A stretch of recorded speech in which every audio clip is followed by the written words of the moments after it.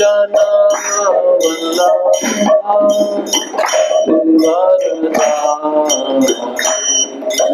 गोपी जना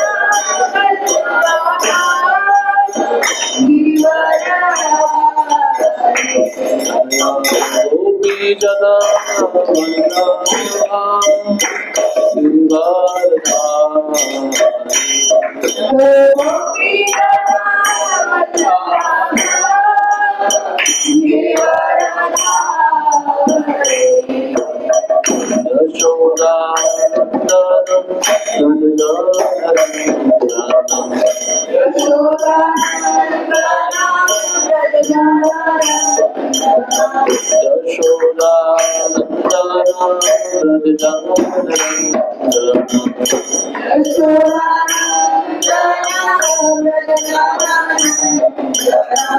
यमुना तीरा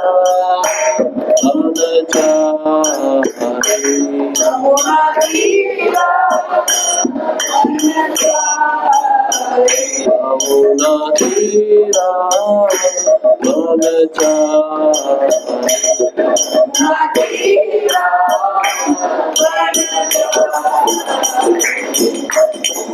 हरे कृष्णा हरे Krishna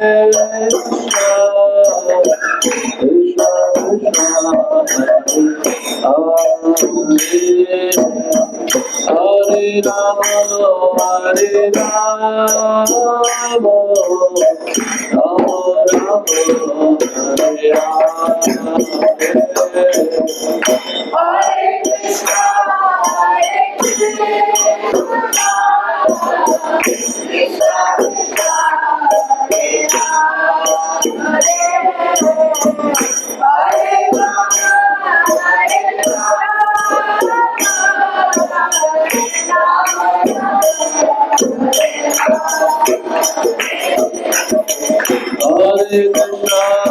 Hare Krishna, Krishna Krishna, Hare Rama, Hare Rama, Rama Rama, Hare Rama.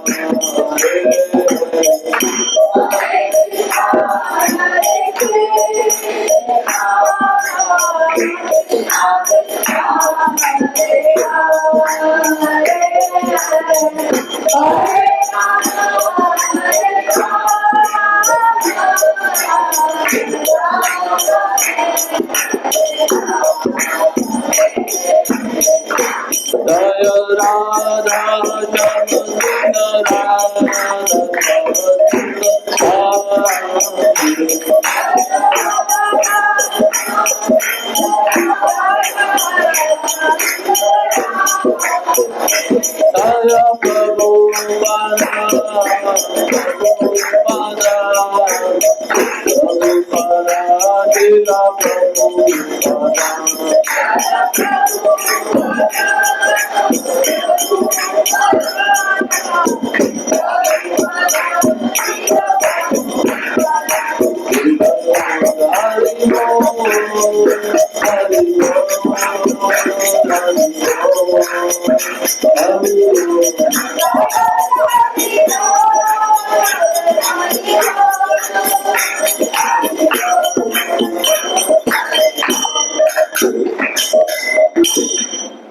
Shri Radha Shyam सुंदर जी की जय। श्री प्रभुपाद की। ओम नमो भगवते वासुदेवाय। ओम नमो भगवते वासुदेवाय। ओम नमो भगवते वासुदेवाय। ओम नमो भगवते वासुदेवाय। ओम नमो भगवते वासुदेवाय। ओम नमो भगवते वासुदेवाय। नारायणं नमस्कृत्यं नरं चैव नरोत्तमं देवीं सरस्वतीं व्यासं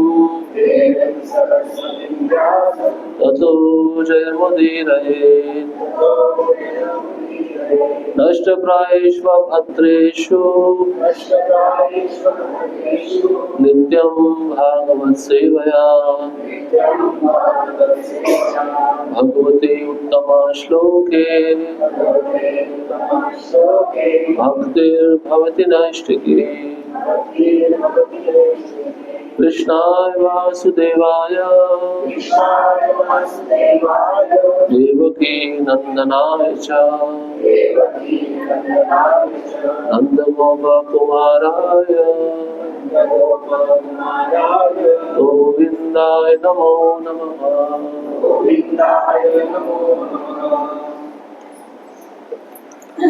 ग्रंथराज श्रीमद्भागवतम तीसरा स्कंद अध्याय 15 श्लोक क्रमांक 43। तस्यारविन्दनयनस्य पदारविन्द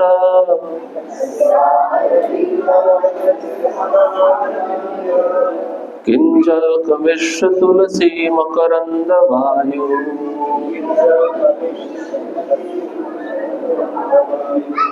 अन्तर्गतः स्वविवरेण चकार तेषाम् संक्षोभमक्षरजुषामपि चित्ततन्वो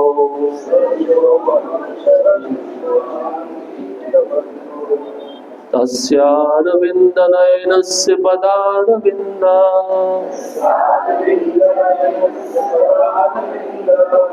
किञ्जल्कमिश्रतुलसी मकरन्दवायुः अन्तर्गतः स्वविवरेण चकार तेषाम्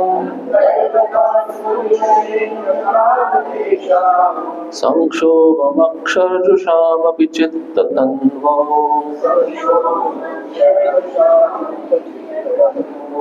तस्यारविन्दनयनस्य पदारविन्द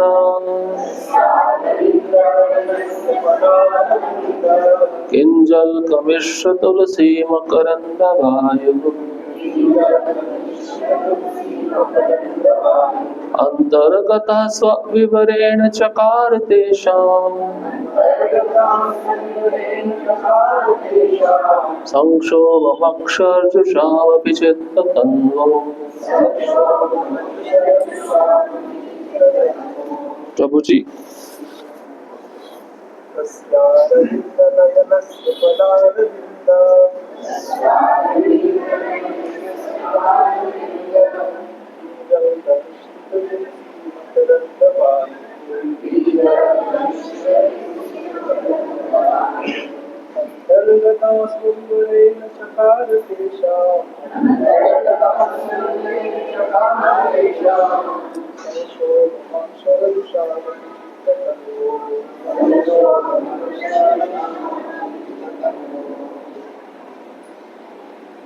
माता जी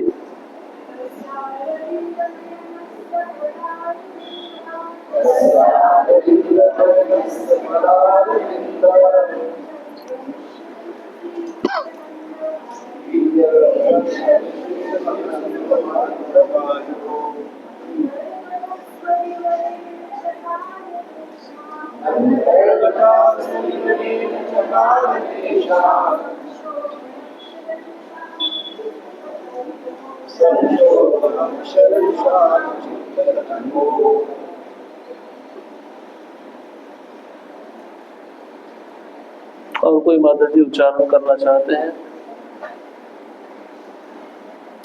शब्दार्थ तस्य उसका, अरविंद नयनस्य कमल नेत्र भगवान का, पद अरविंद चरण कमलों का, किंजल का अंगूठों समेत, मिश्रा मिश्रित, तुलसी तुलसी दल, मकरंदा सुगंधी, वायु मंद पवन अंतःगतः भीतर प्रविष्ट हुए स्वविवरेण अपने नथनों से होकर चकार बना दिया तेषां कुमारों के संक्षोभम परिवर्तन के लिए क्षोभ अक्षरजुषाम निर्विशेष ब्रह्म साक्षात्कार के प्रति अनुरक्त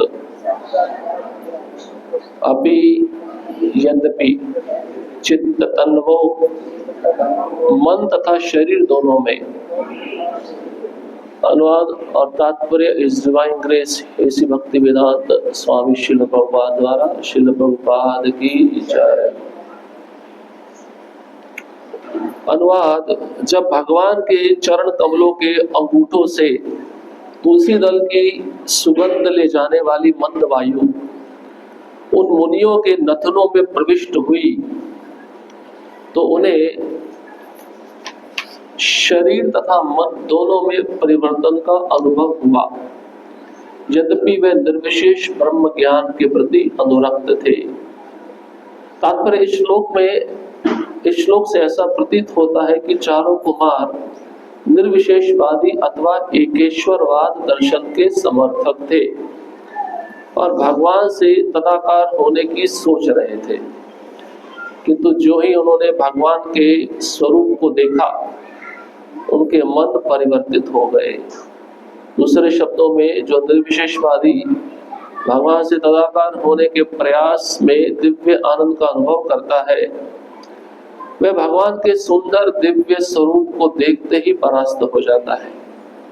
भगवान के चरण कमलों की सुगंध ने जो वायु द्वारा ले जाई गई थी और जो तुलसी की सुगंधी से मिश्रित थी, उनके मन को बदल डाला। उन्होंने परमेश्वर से एकाकार होने के बजाय भक्त बनना श्रेष्ठतर समझा। भगवान के चरण कमलों का सेवक बनना भगवान से तदाकार होने से श्रेष्ठतर है। ओम अज्ञानतिमिरन्धस्य ज्ञानाञ्जनशलाकया चक्षुरुन्मीलितं येन तस्मै श्रीगुरवे नमः। श्रीचैतन्यमनोभीष्टं स्थापितं येन भूतले स्वयं रूपा कदा मह्यं ददाति स्वपदान्तिकम्। वन्देऽहं श्रीगुरोः श्रीयुतापदकमलं श्रीगुरुं वैष्णवांश्च श्रीरूपां साग्रजातं सहगणा रघुनाथान्वितं तं सजीवं साद्वैतं सावधूतं परिजनसहितं कृष्णचैतन्यदेवं श्रीराधा कृष्णपादा सहगणा ललिता श्रीविशाखान्विताश्च हे कृष्ण करुणा सिन्धु दीनबन्धो जगत्पते गोपेश गोपिकान्त राधाकान्त नमस्तुते। तप्तकाञ्चन गौराङ्गी राधे वृन्दावनेश्वरी वृषभानुसुते देवी प्रणमामि हरिप्रिय। वाञ्छाकल्पतरुभ्यश्च कृपा सिन्धुभ्येव च पतितानां पावनेभ्यो वैष्णवेभ्यो नमो नमः। नमो महावदन्याय कृष्णप्रेमामृताय कृष्णाय कृष्णचैतन्य नामिने गौरद्विषे नमः। नमः ओम विष्णुपादाय कृष्णप्रेष्ठाय भूतले श्रीमते भक्तिवेदांत स्वामिनिति नामिने। नमस्ते सारस्वते देवे गौरवाणी प्रचारिणे निर्विशेष शून्यवादी पाश्चात्य देशतारिणे। जय श्री कृष्ण चैतन्य प्रभु नित्यानंद श्री अद्वैत गदाधर श्री श्रीवासादि गौर भक्त वृंद। हरे कृष्णा कृष्णा कृष्णा हरे हरे, हरे राम राम राम हरे हरे।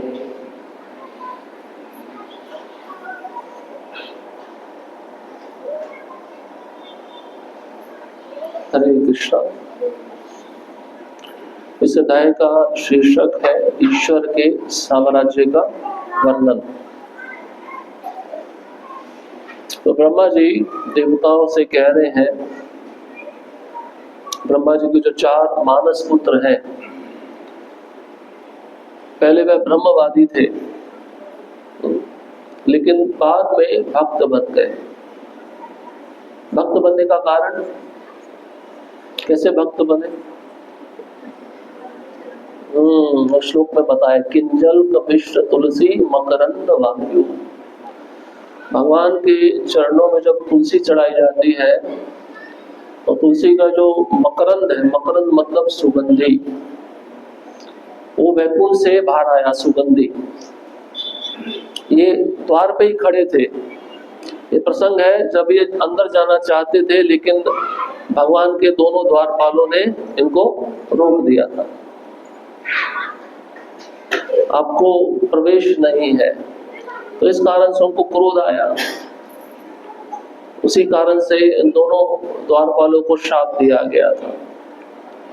लेकिन भगवान के चरणों में जो अर्पित की गई तुलसी थी, उसका जो मकरंद है, सुगंध है, वो वायु के द्वारा जब इनके नाक में, नासिका में प्रवेश किया, तो ब्रह्मवादी थे। ब्रह्मवादी आप समझते हैं, ब्रह्म में लीन होना। लीन समझते हैं, भगवान के शरीर में मिल जाना। ऐसा कौन सोचता है जो सेवा नहीं करना चाहता, है ना? भक्ति में भी बहुत सारे ब्रह्मवादी होते हैं। ऐसे कई भक्त होते हैं, सुबह मंगल आरती नहीं उठेंगे, है ना? क्योंकि उठने में थोड़ा कष्ट होता है, क्या करना है दर्शन करके, सोते रहना चाहिए। वो ब्रह्मवादी है। उनको अथॉरिटी कोई सेवा देगी तो जी थोड़ा मंदिर का मार्जन कर दो, नहीं मेरा जप बचा हुआ है। ये ब्रह्मवादी के लक्षण है। भक्त में भी ब्रह्मवादी के लक्षण होते हैं, ये ठीक नहीं है। सेवा मतलब कृपा। अगर किसी को सेवा मिल रही है तो उसपे भगवान और आचार्यों की विशेष कृपा, इसको तुरंत स्वीकार करना चाहिए। सेवा देवताओं को भी नहीं मिलती है, जो पृथ्वी पे रहने वाले भक्तों को मिलती है। केवल भगवान के चरणों के तुलसी पत्र को सुगंध लेकर ये भक्त बन गए। अब इसमें देखिए एक विशेष बात बताई है, क्योंकि तो श्लोक को ध्यान से अगर देखेंगे, समझेंगे, आपको सारा चीज पता चल जाएगा। इधर श्लोक में एक शब्द है चित्त तन्वो, अंतिम शब्द है ना चित्त तन्वो। इसका अर्थ क्या है? उनके शरीर और मन में परिवर्तन आ गया। क्या परिवर्तन आया? चरणों का तुलसी पत्र जब सुगंध नासिका में गया तो परिवर्तन हुआ, मन में और शरीर में। शरीर में क्या परिवर्तन हुआ, कोई बता सकता है? देखो बिल्ली घूम रही है आराम से, प्रांगण में आ गई दर्शन करने के लिए, कोई बाहर भी नहीं भेज रहा है।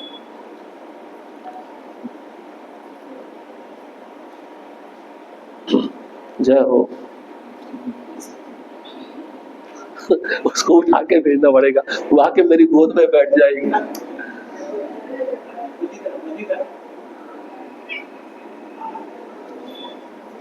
द्वारपाल बन के बैठ जाओ आप भी उधर, उसको अंदर मत आने देना।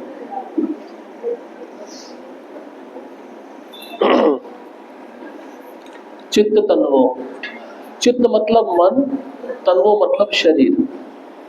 क्या परिवर्तन हुआ मन में? क्या परिवर्तन हुआ? उनका जो पहले इच्छा था ना ब्रह्म में लीन होना, वो बदल गया, सेवा का परिवर्तन हो गया। और शरीर में क्या परिवर्तन हुआ?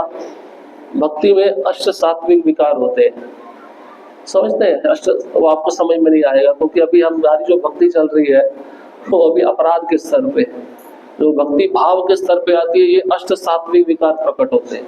शरीर का कांपना, आंसू आना, तो सुगंध को सूंघ कर तुलसी के जो भगवान के चरणों में अर्पित किया था, सूंघ कर उनका शरीर कांपने लगा। ये शरीर में परिवर्तन आ गया।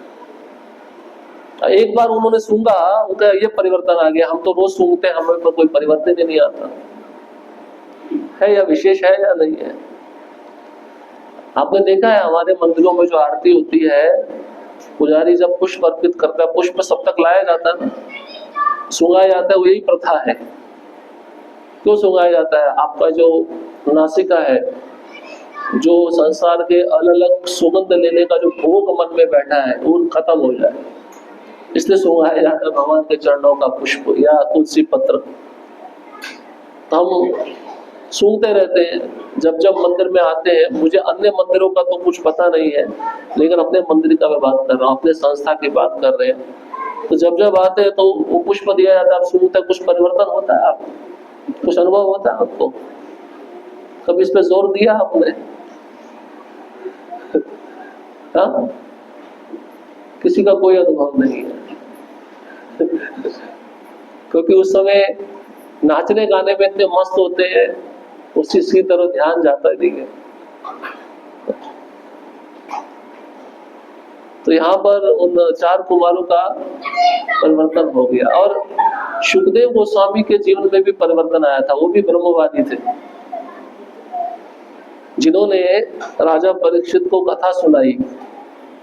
वो सुखदेव गोस्वामी जो व्यासदेव के पुत्र है, वो भी ब्रह्मवादी थे, वो भी भक्त नहीं थे। भक्त कैसे बने?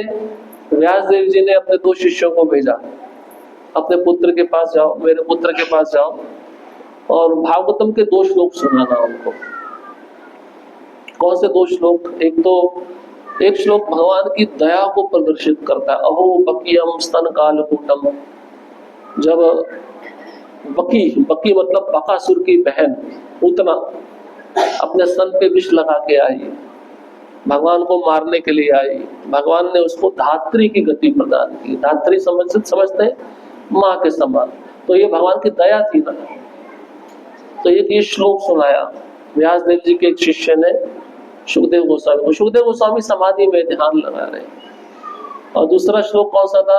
वरहा पीडम नटवर वपो कर्णयो कर्णिकारम, जो गोपियों ने बोला है। उसमें भगवान के रूप का वर्णन है। पहले श्लोक में भगवान के गुण का वर्णन है, दया। दूसरे श्लोक में भगवान के रूप का वर्णन है, जो सौंदर्य से भरा हुआ है।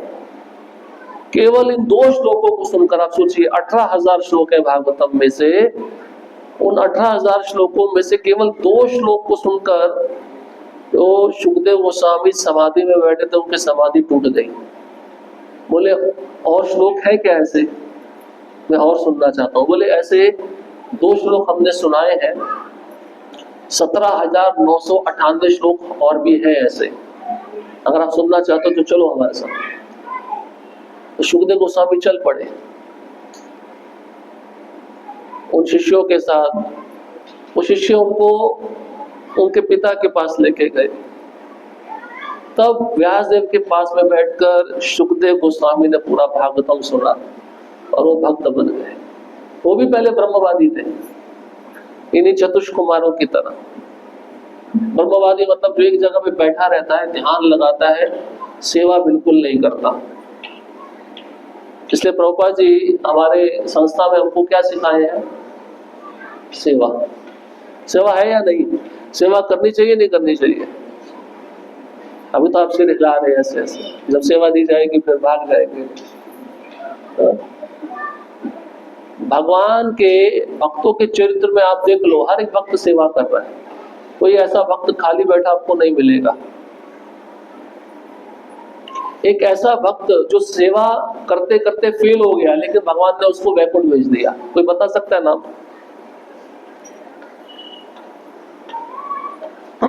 सेवा करते करते फेल हो गया, प्रयास अच्छा किया लेकिन सेवा अच्छे से नहीं कर पाया, लेकिन भगवान ने उसको अपने धाम में भेज दिया।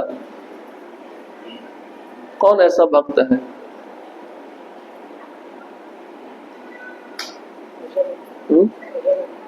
अजामिल।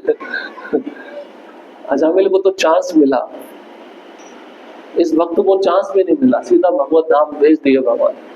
जटायु का नाम था ना, जटायु, जल्दी याद आ गया आपको। जटायु ने क्या सेवा किया था? क्या सेवा किए थे? कुछ तो बोलो, रामायण पढ़े हो नहीं पढ़े हो, हिंदू धर्म में रहते हो नहीं रहते हो, ये भी सिखाना पड़ेगा। हाँ, क्या किए थे जटायु? हाँ, रक्षा करने के लिए किससे लड़े थे? हाँ, अभी सबको याद आ गया। तुम लोगों को सिखाना पड़ता है अपना धर्म। जैसे हनुमान जी सोए हुए थे ना, उनको अपनी शक्ति याद नहीं थी, तुम्हें भी अपनी शक्तियां याद नहीं है, इसलिए तुमको कोई बहला फुसला के लेके जाता है। सही है ना? है या नहीं है? इसको स्वीकार करते हो नहीं करते हो? अभी भी नहीं कर रहे हो, कर रहे हो। जटायु ने अपने अंतिम श्वास तक मां सीता की रक्षा की थी, प्रयास किया था। बहुत सुंदर वर्णन है रामायण में। अपने जब रावण ने पंख काट दिए जटायु के, पंजों से उसने मारा रावण को, पंजों से अधमरा होकर, और रावण बड़े भीषण रूप से घायल हो चुका था। रावण को ऐसा लगा ये कैसा पक्षी है, इसके अंदर जान कहां से आ रही है, पंख काट दिए फिर भी ऊपर आके पंजों से नोच रहे हैं मुझे, सोचिए आप। लेकिन बचा नहीं पाए थे ना मां सीता को। लेकिन भगवान ने जब देखा, उनको अपनी गोद में लिया, तो भगवान ने कहाँ भेजा उनको? कहाँ भेजा? अपने धाम में भेज दिया। इसलिए भगवान प्रयास देखते हैं, आप सफल हो या ना हो, भगवान वो नहीं देखते हैं। आपके माता पिता देखेंगे आप पास हो या फेल हो, लेकिन भगवान ये भी नहीं देखते, आप बहुत दयालु है, खाली आप प्रयास करो प्रामाणिकता से, कपट से प्रयास मत करना। हृदय शुद्ध होना चाहिए, सरल होना चाहिए। जब आप ऐसे हृदय से सेवा करोगे, सफल नहीं भी हो पाए, भगवान बड़े प्रसन्न हो जाएंगे। जटायु इसका उदाहरण है। तो यहाँ पर ये चारों कुमार भक्त बन गए। प्रभुपाद जी तात्पर्य के अंतिम में बहुत सुंदर वाक्य लिखे, जो सार है। प्रभुपाद जी लिखते हैं, भगवान के तेज में लीन होने से बढ़कर है भगवान की सेवा करना। क्यों लिखे प्रभुपाद जी ऐसा? ठीक है, आप भगवान के तेज में लीन हो गए, कब तक लीन रहोगे? भगवत गीता में कृष्ण क्या बोले हैं? कर्म के बिना जीव एक क्षण भी नहीं रह सकता, उसको कर्म करना ही पड़ता है। तो जीव का स्वभाव है कर्म करना, तो जीव खाली नहीं बैठ सकता है। आप सोचो कभी खाली बैठे, लेकिन मन तो सोच रहा है ना, मन इधर उधर जा रहा है ना, तो ये भी कर्म ही है। तो एक व्यक्ति ज्यादा समय तक खाली नहीं बैठ सकता है, उसको कुछ ना कुछ चाहिए ना कार्य करने के लिए, इसलिए सेवा बनाई गई है। इसलिए भक्ति में सेवा सबसे श्रेष्ठ मानी जाती है। अब जैसे यहाँ पे ब्रह्मवादी का उदाहरण, बहुत सारे उदाहरण हैं। ऐसे बहुत सारे लोग हैं जो कर्मकांड में थे, बाद में भक्त बन गए। ऐसे बहुत सारे योगी हैं जिनके पास सिद्धियां थी, जब भक्ति में आए तो वे भक्त बन गए। हाँ, ऐसे बहुत सारे उदाहरण हैं। जैसे योगी में दुर्वासा मुनि का उदाहरण। दुर्वासा मुनि योगी थे, उनके पास सारी सिद्धियां थी, लेकिन जब अम्बरीश महाराज के प्रति उन्होंने अपराध किया, और जब वैकुंठ गए, भगवान बोले मैं भी आपको नहीं बचा सकता हूँ, आपने जिसके चरणों में अपराध किया उनके पास जाओ। दुर्वासा मुनि जब उनके पास में गए, क्षमा याचना मांगी, तब अम्बरीश महाराज ने क्षमा कर दिया। तब दुर्वासा मुनि ब्रह्मलोक गए। वहां पे लिखा गया है ब्रह्मलोक क्यों गए, ये बताने के लिए कि जो भक्ति होती है सबसे श्रेष्ठ होती है। भगवान का भक्त इस संसार के किसी भी व्यक्ति को परास्त कर सकता है। ये प्रचार स्वयं दुर्वासा मुनि ने अन्य लोकों में जाके किया, ब्रह्मलोक के वासियों को बताया। पृथ्वी पे रहने वाले जो भक्त होते हैं साधारण नहीं होते, विशेषता इचलकरंजी के, अच्छा प्रसाद खाते हैं, अच्छा कीर्तन में नाचते हैं, है ना? इसलिए बहुत विशेष है। इस्कॉन में आओ तो और भी विशेष हो जाओगे। ऐसी संस्था आपको भक्ति करने का हर समय मौका देती है, अन्य संस्थाओं में अवसर नहीं मिलता। तो भगवान सेवा से बहुत प्रसन्न रहते हैं। और देखिए, भगवान स्वयं आके भक्तों की सेवा करते हैं, है या नहीं? भगवान को भी सेवा बहुत प्रिय है, ऐसा नहीं कि भक्तों को प्रिय है, भगवान को भी सेवा बहुत अच्छी लगती है। और कभी कभार भगवान अपना रूप बदल के भक्तों की सेवा करने के लिए आ जाते हैं। हमारे संप्रदाय में एक प्रसिद्ध षड गोस्वामी में से एक महान आचार्य गोपाल भट्ट गोस्वामी, जिनकी इच्छा से श्री श्री राधा रमन जी प्रकट हुए। तो बचपन में जब उनकी भेंट हुई थी चैतन्य महाप्रभु से, तो चैतन्य महाप्रभु ने उनको सुंदर आदेश दिया, उपदेश दिया। क्या उपदेश दिया? कि तुम्हारे माता पिता भक्त हैं, उनकी सेवा करो, और जब वो शरीर छोड़ेंगे तब तुम वृंदावन आ जाना।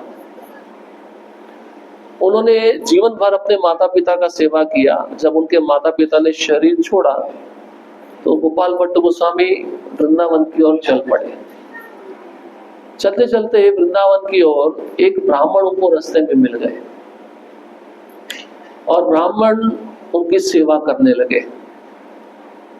गोपाल भट्ट गोस्वामी को भूख लगती तो वह ब्राह्मण भोजन बना के उनको दे देते। गोपाल भट्ट गोस्वामी को प्यास लगती तो वे ब्राह्मण उनके लिए जल ले आते।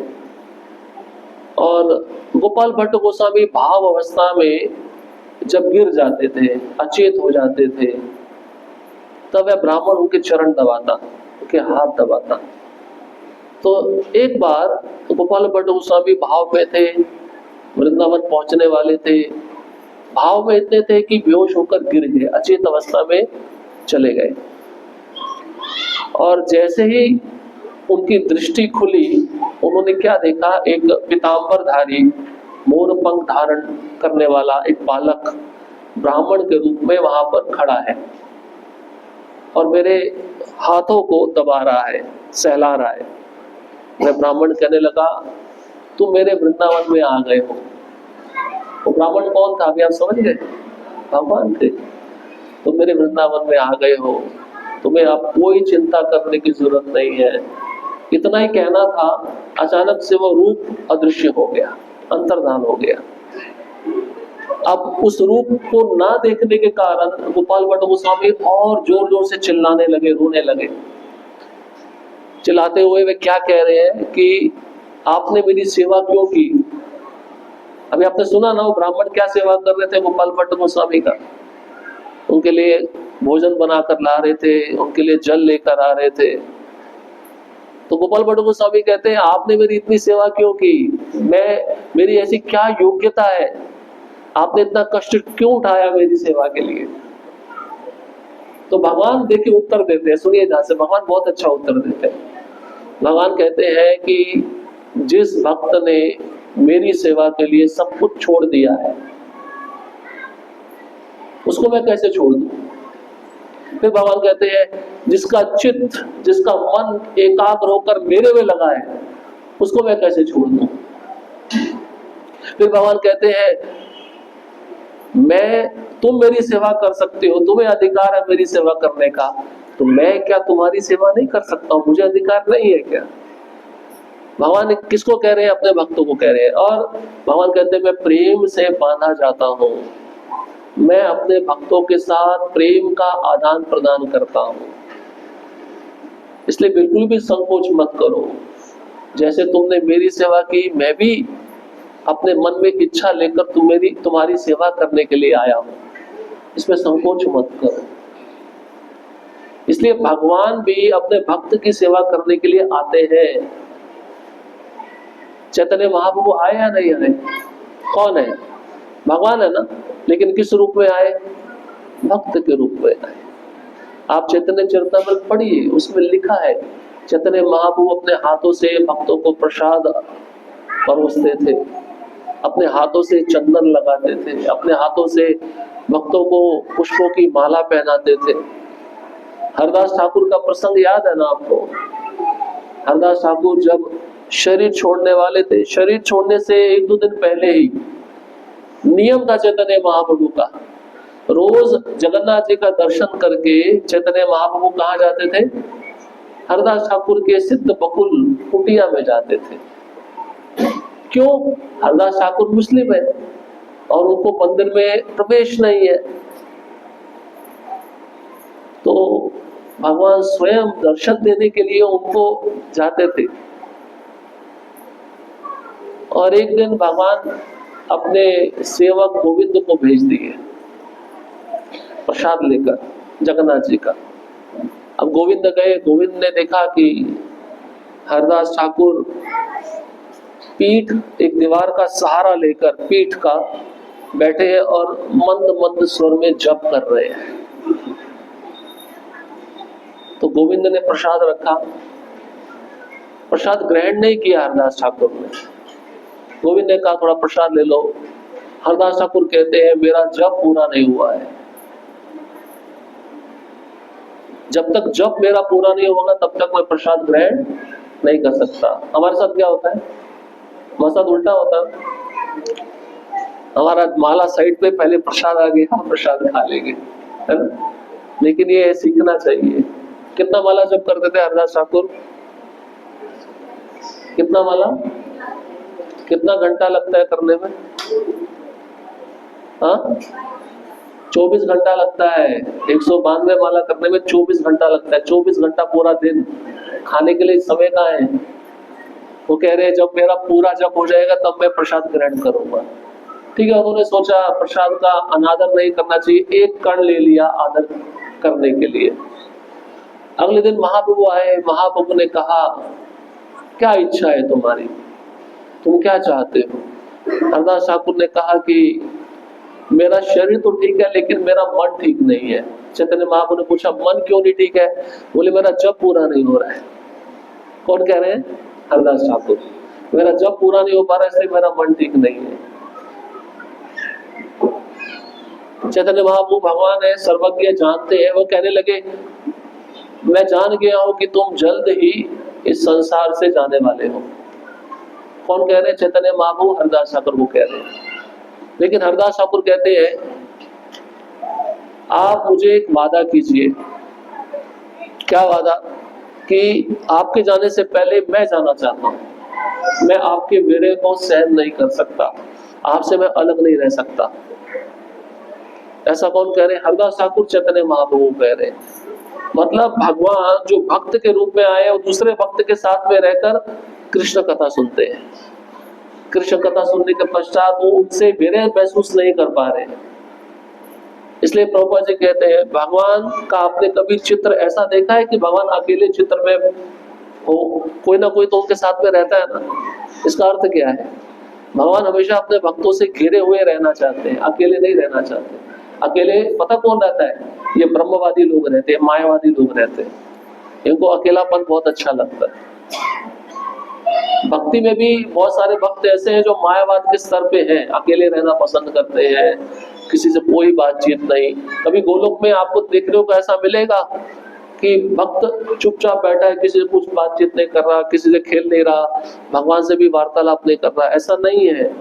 वहां पे विविध प्रकार के रस है, भगवान विविध प्रकारों के रस में आदान प्रदान करते हैं। इसलिए इस धारणा को लेकर हम भगवान के धाम वापस नहीं जा सकते। इसलिए भक्ति में विविधता है, वैरायटी है। आपको अच्छा लगता है ना, अलग अलग प्रकार की सेवा है, आपको जो सी भी सेवा में रुचि होता है आप सेवा स्वीकार कर लेते हो, है ना? अब इस सेवा से मन भर गया तो दूसरी सेवा ले लेते हो। ये जीव का स्वभाव है। इसलिए भगवान ने विविध प्रकार की चीजें बनाई हैं। उनको पता है जीव एक चीज से मन नहीं लगा सकता, तो मन लगाने के लिए बहुत सारी चीजें चाहिए। इसलिए भगवान ने बहुत सारी वस्तुएं बनाई हैं। तो हरदास ठाकुर कहने लगे मैं आपके बिना नहीं रह सकता हूँ, इसलिए आपसे पहले मैं जाना चाहता हूँ। चैतन्य महाप्रभु ने बोला ठीक है, अब तुमने इच्छा कर ही ली है, अब मैं तुमको रोक नहीं सकता हूँ। तो अगले दिन चैतन्य महाप्रभु अपने सब भक्तों को लेकर आए और वो अनंत चतुर्दशी का दिन था जिस दिन हरदास ठाकुर शरीर छोड़े थे। उसी दिन चैतन्य महाप्रभु ने सारे भक्तों को कहा कीर्तन शुरू करो, क्योंकि अब हरदास ठाकुर के शरीर छोड़ने का समय आ गया है। हरदास ठाकुर ने कहा कि आप मेरे सामने खड़े रहिए हरदास ठाकुर की आंखें चैतन्य महाप्रभु को देख रही थी। हरदास ठाकुर का मन चैतन्य महाप्रभु के चरण कमलों का स्मरण कर रहा था। हरदास ठाकुर की जीवा चैतन्य महाप्रभु के नाम का उच्चारण कर रही थी, श्री कृष्ण चैतन्य, श्री कृष्ण चैतन्य, श्री कृष्ण चैतन्य, श्री कृष्ण चैतन्य। इस तरह से हरदास ठाकुर ने अपना शरीर छोड़ा। अब महाप्रभु अपनी सेवा करते हैं। जो भगवान है, भक्त के रूप में आए हैं, हरदास ठाकुर के शरीर को उठाकर वो नाचने लगे। शरीर छोड़ दिया उन्होंने, इतना नृत्य करने लगे कि समय बीतता जा रहा था। स्वरूप दामोदर ने उनको रोका, बोले इनका अंत्येष्टि क्रिया करना है, समाधि बनाना है, लेके चलिए, आप कब तक नाचते रहेंगे। भगवान सेवा कर रहे हैं अपने भक्त की। अपने गोद में लेकर चैतन्य महाप्रभु शरीर को नाचते नाचते समुद्र के तट पे ले गए। आज भी हरदास ठाकुर की समाधि है समुद्र के तट पर। वहां पर हरदास ठाकुर की समाधि चैतन्य महाप्रभु ने स्वयं अपने हाथों से बनाई है। किसी भक्त को हाथ नहीं लगाने दिया, अपने हाथों से खड्डे खोदा उन्होंने। भगवान ये सब कर रहे हैं अपने भक्त के लिए। खड्डा खोदने के बाद में उनके शरीर को लिटाया। लिटाने के बाद में भक्तों को उन्होंने बोला, जगन्नाथ जी का जो भी प्रसाद तुम्हारे पास में है सब हरदास ठाकुर को अर्पण करो। कोई मंदिर से भगवान का पुष्पमाला ले आया, कोई मंदिर से भगवान का वस्त्र ले आया, निर्माल्य बोलता ना, निर्माल्य, उन वस्त्रों को लाकर हरदास ठाकुर के शरीर पर रखा गया। चैतन्य महाप्रभु ने उस समाधि को मिट्टी डाला, पूरा कवर किया। बाद में हरदास ठाकुर के समाधि की सुरक्षा के लिए चैतन्य महाप्रभु ने अपने हाथों से पाड़ बनाई, फेंसिंग बनाई कि कोई उसमें प्रवेश ना कर पाए। और फिर इसके बाद चैतन्य महाप्रभु हर एक जगन्नाथपुरी की दुकान में जाकर भिक्षा मांगे कि मेरा हरदास चला गया है, उसके लिए मुझे कुछ दान दो, मैं भक्तों को खिलाना चाहता हूँ। कौन कर रहे हैं? भगवान कर रहे हैं। भगवान अपने भक्त की सेवा करने के लिए सब कर रहे हैं, इतना प्रेम है। ऐसा नहीं है कि भक्त भगवान की सेवा करता है, भगवान भी भक्त की सेवा करते हैं। चैतन्य महाप्रभु ने अपना उत्तरीय भिखारी की तरह फैलाकर सबसे कुछ ना कुछ मांगा, और सब कुछ जब खाने का पदार्थ इकट्ठा हो गया, सब भक्तों को लाइन में बैठाकर चैतन्य महाप्रभु ने अपने हाथों से उस प्रसाद को सर्विंग किया। कहने का मतलब ये, भक्ति इतनी आनंददायक है, भक्ति में सब साथ में चलते हैं। मायावाद में, ब्रह्मवाद में अकेला व्यक्ति रहता है, उसके साथ कोई नहीं होता। अकेला कोई रह सकता है संसार में? आपको एक कमरे में बंद कर दिया जाए 10 दिन के लिए, क्या करोगे? क्या करोगे? दरवाजा पीटोगे, मुझे बाहर निकालो। एक दिन रह लोगे, दूसरे दिन तो आपकी हालत खराब हो जाएगी, क्योंकि जीव का स्वभाव है, वो आनंद चाहता है। आनंद कैसे मिलेगा? भक्तों के संग में आके मिलेगा, भगवान की सेवा करके मिलेगा।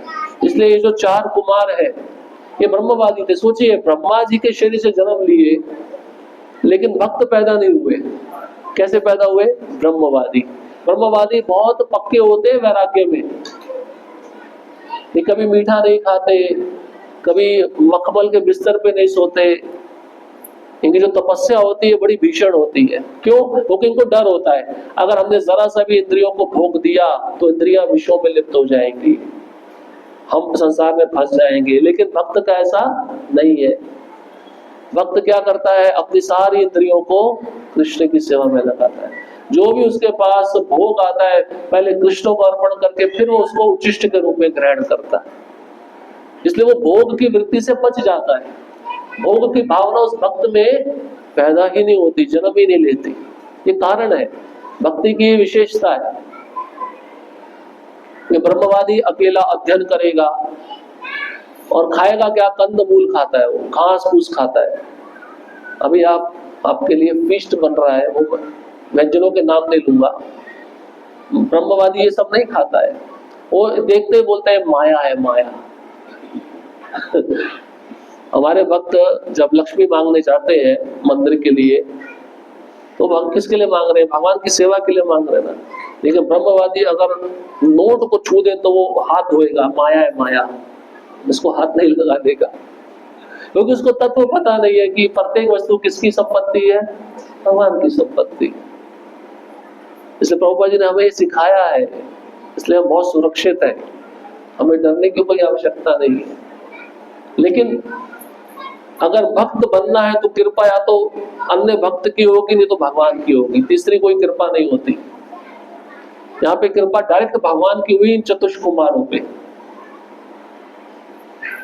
अगर मायावादी को भी भक्त बनना है, कर्मकांडी को भी भक्त बनना है, किसी योगी को भक्त बनना है, या तो भक्त के संग में आना पड़ेगा। प्रभुपाद जी इसको बारंबार लिखे, डायरेक्ट भगवान भी कृपा नहीं करेंगे, विशेष जीव पे करते हैं, कोई साधारण जीव नहीं है चारों कुमार। इनको ज्ञान का अवतार कहा गया। जैसे नारद मुनि भक्ति का अवतार है, ये चतुष्कुमार ज्ञान का अवतार है। इनसे परम वैराग्य किसी के अंदर नहीं है। कैसे रहते हैं? इनके शरीर पे कोई भी वस्त्र नहीं है, और उनका उम्र कितना है? 5 साल, बच्चे की तरह, उससे ज्यादा उम्र इनका नहीं बढ़ता। लेकिन भक्ति में उम्र कितना भी बढ़े, उस भक्त का मन किस में लगा होता है? भगवान में लगा होता है।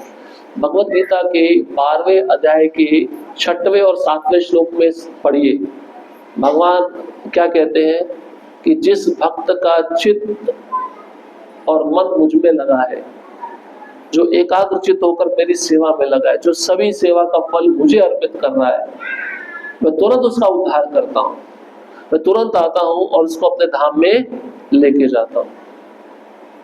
हमारा चित्त, हमारा मन भगवान में लगे रहना चाहिए। उसके लिए हमें श्रवण करना चाहिए, साधु संग करना चाहिए, जरूरी है। ये हम नहीं करेंगे तो क्या होगा? हमारा चित्त कहाँ लगेगा? भौतिक संसार में लगेगा, भौतिक विषयों में लगेगा। और मन ज्यादा देर नहीं लगाता है भौतिक विषयों में, उसको रमना बहुत अच्छा लगता है। लेकिन जहाँ आध्यात्मिक विषय की बात आएगी तो मन नहीं लगता। वहां पे मन लगाना पड़ता है ना, कितना कठिनाई होता है। जब करने बैठते हैं, नाम सुनना, तो कितना कठिनाई होता है। और नाम सुनते सुनते अगर कोई सिनेमा का सॉन्ग आ जाए कान में तो जल्दी समाधि लग जाती है या नहीं है? इस संसार का विषय कितना खतरनाक है, सोचिए। क्योंकि हम अनादिकाल से 3 गुणों का संग ले रहे हैं, ये कारण है। हमारा मन भौतिक संसार में जल्दी क्यों लगता है? प्रभुपाद जी कहते हैं सिंस टाइम इमेमोरियल, अनादिकाल से। प्रभुपाद जी बोले कोई डेट निश्चित नहीं है, ये जीव संसार में कब आया, अनादिकाल से रह रहा है, भ्रमण कर रहा है एक शरीर से दूसरे शरीर में, और जिस जिस शरीरों में जा रहा है 3 गुणों का संग ले रहा है। और इस संग के कारण उसकी वृत्ति इतनी घनिष्ठ हो गई है, इतनी पक्की हो गई। जैसे आपने कोई वृक्ष देखा है, ऐसा वृक्ष जो 100 साल पुराना हो, उसकी जड़ें फैली हो, ऐसे हमारा संबंध है इस भौतिक संसार के साथ। एक कुल्हाड़ी मारने पे वो वृक्ष कटेगा क्या? जड़ कटेगी। बार बार एक ही जगह में मारना होगा, तब जाके वो वृक्ष कटता है। हम तो इतना जन्मों का भौतिक भोग लेकर बैठे हुए हैं, इन जड़ों को इतना बढ़ा दिया है, और साधु के संग में आते हैं 1 घंटे के लिए, सोचते हैं हमारा कल्याण हो जाएगा। 1 घंटे का प्रहार भी ध्यान से सुनते नहीं है, मन तो कहीं और ही है या नहीं है? इसका मतलब क्या है? जो कुल्हाड़ लग रही है वो सही जगह पे नहीं लग रही है, या तो उस कुल्हाड़ में तीक्ष्णता नहीं है ना? तो ऐसा रहेगा ना तो बहुत जन्म लेने पड़ेंगे, फिर प्रतीक्षा करनी पड़ेगी। लेकिन समर्पित होकर अगर भक्ति करेंगे गंभीरता पूर्वक, ज्यादा जन्म नहीं लेने पड़ेंगे। इसलिए प्रभुपाद जी कहते हैं प्रयास करो इसी जन्म में भगवान के धाम वापस जाने का प्रयास करो। हो सकता है, संभव है, कुछ भी चीज असंभव नहीं है। ठीक है, तो चतुष्कुमार ये भक्त बन गए। देखो बिल्ली फिर आ गई। ठीक है, किसी को कोई प्रश्न है, कोई कुछ पूछना चाहता है?